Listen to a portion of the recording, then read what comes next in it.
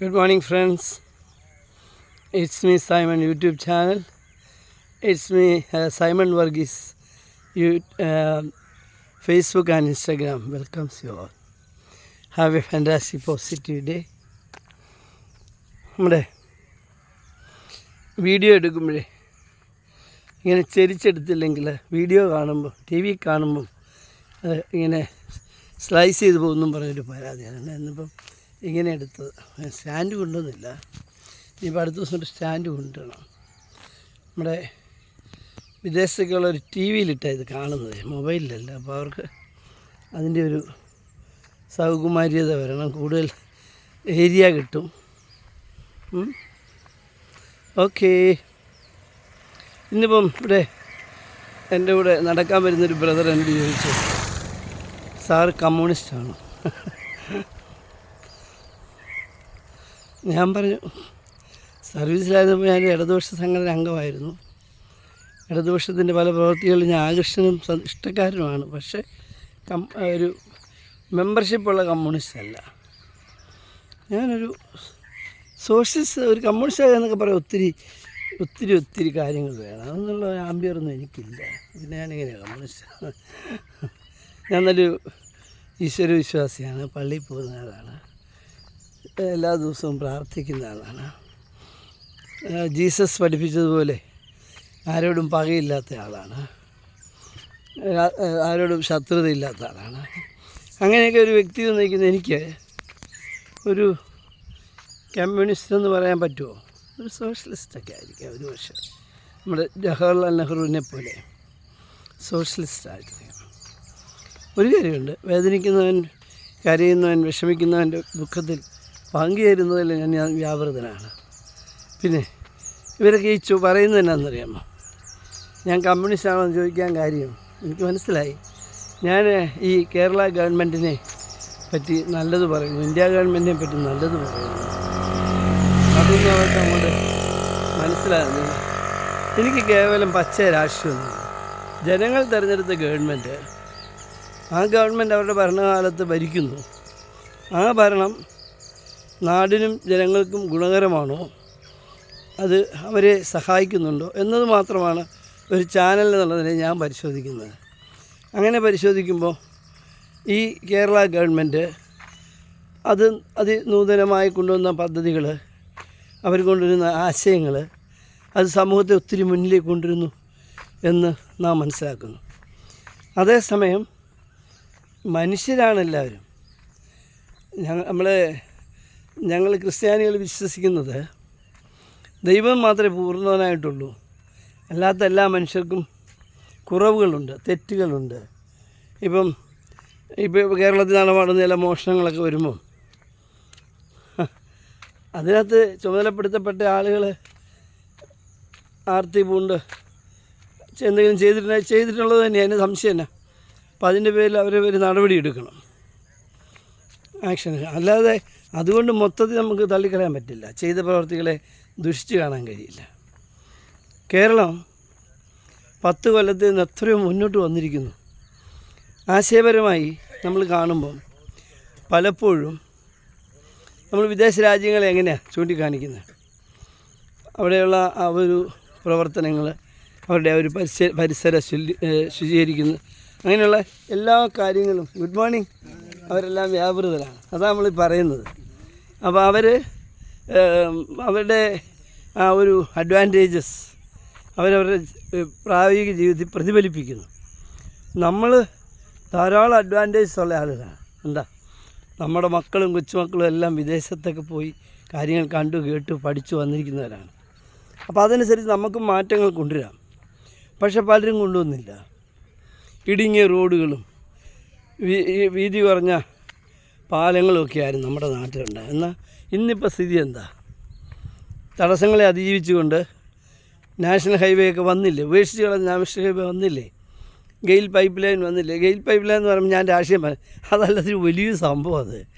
അതിനുവേണ്ടി നമുക്ക് മാസം കിട്ടുന്ന 30 കോടി 40 കോടിയൊക്കെയാണ് ടാക്സ് കിട്ടുന്നത്. അതിലൂടെ വ്യാപാരം കോയമ്പത്തൂരിലും മംഗലാപുരത്തുമൊക്കെയുള്ള വൻകിട കമ്പനികൾക്ക് വേണ്ട സോഴ്സ് പോകുന്നത് കേരളത്തിൽ നിന്നാണ്. അതാണ് ഗെയിൽ പൈപ്പ് ലൈൻ എന്ന് പറയുന്നത്. അത് പ്രകൃതിവാതകമായി പോകുന്നത്. അതിന് ടെന്നേജിന് ഇത്ര ടാക്സ് ഉണ്ട്, അത് നമ്മൾ കിട്ടിക്കൊണ്ടിരിക്കുക. അപ്പോൾ അത് കണ്ടില്ല കേട്ടില്ല എന്ന് പറയാൻ പറ്റുമോ? അതുകൊണ്ടാണ് ഞാൻ ഇതിനെ പിന്തുണയ്ക്കുന്നത്. ഞാൻ കമ്മ്യൂണിസ്റ്റുകാരൊന്നുമല്ല, അങ്ങനെ തെറ്റിദ്ധാരണയൊന്നും ആർക്കും വേണ്ട. അങ്ങനെ കമ്മ്യൂണിസ്റ്റാണ് ഒത്തിരി അയോഗ്യത എനിക്ക്, ഞാൻ പ്രാർത്ഥിക്കുകയും ദൈവത്തിൽ വിശ്വസിക്കുകയൊക്കെ ചെയ്യുന്ന ആളാണ്. അപ്പോൾ എനിക്ക് അങ്ങനെ ഒരു കമ്മ്യൂണിസ്റ്റ് ആകാൻ പറ്റത്തില്ല. പക്ഷേ മനുഷ്യനെ സ്നേഹിക്കാൻ പറ്റും. അതാണ് നമ്മുടെ ഒരു ഇത്.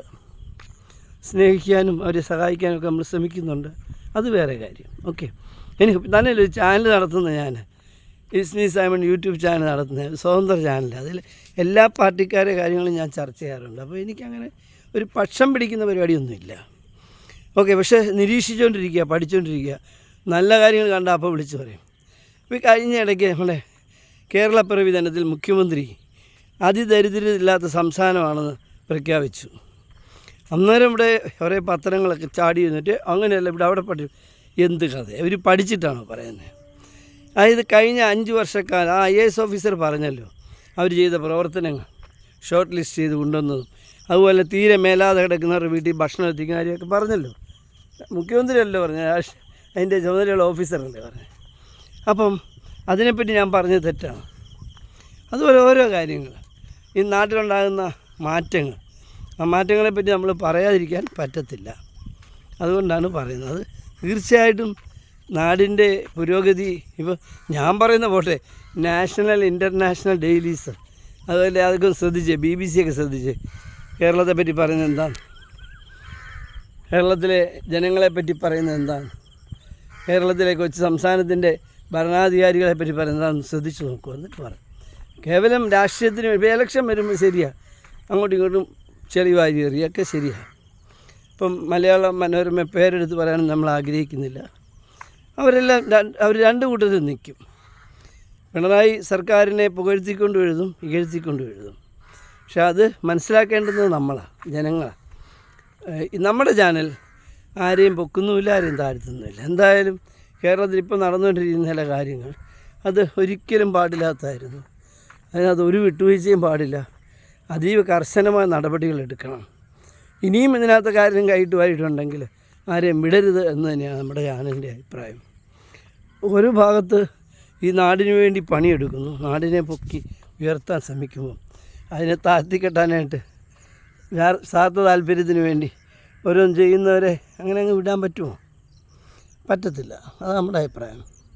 തീർച്ചയായിട്ടും ഇസ്മി സൈമൺ യൂട്യൂബ് ചാനൽ യാതൊരു രാഷ്ട്രീയമില്ല, സ്വതന്ത്രമായൊരു ചാനലാണ്. അതുപോലെ തന്നെ എൻ്റെ പ്രവർത്തനങ്ങളും. പക്ഷേ നല്ലത് കണ്ടാൽ നമ്മൾ പരപ്പുറത്ത് കയറിയെന്ന് വിളിച്ചു പറയും, അത് നല്ലതാണ്, അത് നല്ലതാണ്. അതാരെയും എനിക്ക് പേടിയൊന്നുമില്ല, പറയും. ഇപ്പോൾ ഞാൻ പറയും KSRTC ഗണേഷ് കുമാറിൻ്റെ പ്രവർത്തനം നല്ലതാണ്, നല്ലതാണെന്ന് പറയും. KSCB, വാട്ടർ അതോറിറ്റി, റവന്യൂ വകുപ്പ്, കൃഷി വകുപ്പ്, ഈ കൃഷിപ്പാടത്തിൻ്റെ സൈഡിൽ കൂടെ ഞാൻ പോകുന്നു. എനിക്ക് കൃഷി വകുപ്പിനെ പറ്റി ഭയങ്കര അഭിപ്രായമാണ്, പറയാതിരിക്കാൻ പറ്റും. ഇങ്ങനെ എല്ലാം പറയുന്നു. അതുപോലെ തന്നെ മോദിജിയോട് നമുക്കുള്ള ഏക എതിരഭിപ്രായം എന്താ? ഭരണം മോശമാണെന്നൊന്നുമല്ല, കേരളത്തിന് കുറച്ചും കൂടെ സഹായം കിട്ടണമെന്ന് മാത്രമാണ്. നമ്മുടെ വയനാട് ദുരന്തം വന്നപ്പം അദ്ദേഹം വിമാനത്തിലൊക്കെ വന്ന് കണ്ടു, കേട്ടു, കരഞ്ഞൊക്കെ പോയി. 10 രൂപ പോലും തന്നില്ല. ഇപ്പോഴും 400 ചില്ലാൻ കോടി തന്നിട്ട് അതിൽ 150 കോടിയേ കിട്ടിയിട്ടുള്ളൂ. അതിനെപ്പറ്റി നമുക്ക് വിമർശനമുള്ളൂ, അല്ലാതെ അദ്ദേഹത്തിൻ്റെ ഭരണത്തെ പറ്റിയോ കഴിഞ്ഞ കാലങ്ങളായിട്ട് നമ്മുടെ അഴിമതിയൊന്നും കേട്ടിട്ടില്ലല്ലോ. അത് അവർ പക്ഷേ ബോണ്ട് വിറ്റ് കാശ് മേടിച്ചു, അത് വേറെ കാര്യം. നേരെ കൈ മേടിക്കുന്നതും ബോണ്ട് വിറ്റ് മേടിക്കുന്നതൊക്കെ പ്രവർത്തനത്തിന് വേണ്ടിയാണ്, നമുക്കറിയാം, അത് നമ്മൾ മനസ്സിലാക്കുന്നുണ്ട്. പക്ഷേ ഭരണതലത്തിൽ ഒരാക്ഷേപം ഉണ്ടായിട്ടില്ല. അപ്പം നമുക്ക് കേരള ഗവൺമെൻറ്റിനെ 10ൽ 10 മാർക്കും കൊടുക്കാൻ ഒട്ടും സംശയിക്കുന്നുള്ളതില്ല, ആവശ്യമില്ല.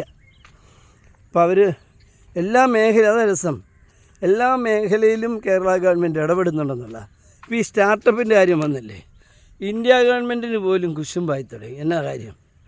സ്റ്റാർട്ടപ്പുകൾ ഏറ്റവും കൂടുതൽ വന്നിരിക്കുന്നത് കേരളത്തിലാണ്.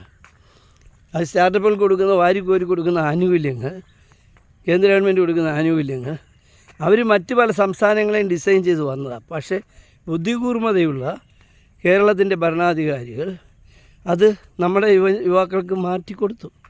അവർ അതീവ കഴിവും ബുദ്ധിയുള്ളവരായതുകൊണ്ട് അവരത് യൂട്ടിലൈസ് ചെയ്തു. അങ്ങനെയാണ് ഈ സംഭവം വന്നിരിക്കുന്നത്.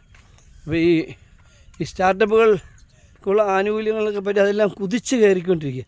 ഇപ്പോൾ ഇൻ്റർനാഷണൽ ലെവലിൽ ഏറ്റവും കൂടുതൽ എക്സ്പോർട്ട് നടന്നത് കേരളത്തിൽ നിന്നാണ്. അത് നമുക്ക് ചിന്തിക്കാൻ പോലും പറ്റുകയില്ല. ലോകം മുഴുവൻ സപ്ലൈ ചെയ്യുന്ന പല മരുന്നുകളും ഇന്ത്യയിൽ നിന്നാണ് പോകുന്നത്, അത് കേരളത്തിൽ നിന്നാണ് പോകുന്നത്. അതുപോലെ ഓപ്പറേഷന് വേണ്ട അത്യാവശ്യ ഉപകരണങ്ങൾ കൊച്ചിയിൽ നിന്നാണ് കയറി പോകുന്നത്. അപ്പോൾ അത്തരത്തിൽ സ്റ്റാർട്ടപ്പുകൾ വന്ന് കോടികൾ സമ്പാദിച്ചുകൊണ്ട് നാടിനെ മുമ്പോട്ട് കൊണ്ടുപോയിക്കൊണ്ടിരിക്കുക. അപ്പോൾ അത് പറയുമ്പം രാഷ്ട്രീയം പറയാമെന്ന് ഓർക്കരുത്. രാഷ്ട്രീയമൊന്നുമില്ല, നല്ലതിനെ നല്ലതെന്ന് പറയും.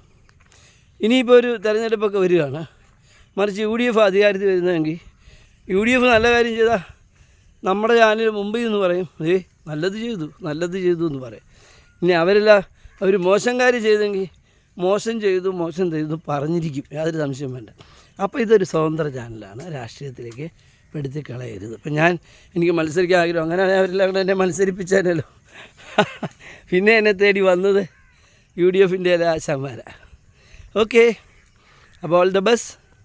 നമ്മുടെ ഈ ഗവൺമെൻറ്റിൻ്റെ മുമ്പോട്ട് പോക്കിൽ ചാനൽ കൊടുക്കുന്ന പിന്തുണ ഇനിയും കൊടുക്കും. നല്ല പോക്കാണ്. പിന്നെ ഏത് കാര്യത്തിനും ചില തിരിച്ചടികളുണ്ടാകാം. ചില ധനവിനിയോഗ കാര്യങ്ങളിൽ ചില കേസിലൊക്കെ ചിലരൊക്കെ പെട്ടു. അത് മനുഷ്യനല്ലേ, ലക്ഷക്കണക്കിന് ആളുകളുള്ള പാർട്ടിക്കകത്ത് അല്ലെ ഒരു ഗവൺമെൻറ്റിനകത്ത് ചില വീഴ്ചകളൊക്കെ വന്നാൽ നമ്മൾ ക്ലിയർ ചെയ്ത് പോകാമെന്നുള്ളൂ. Okay, all the best. Have a fantastic positive day. Praise our God. Thank U.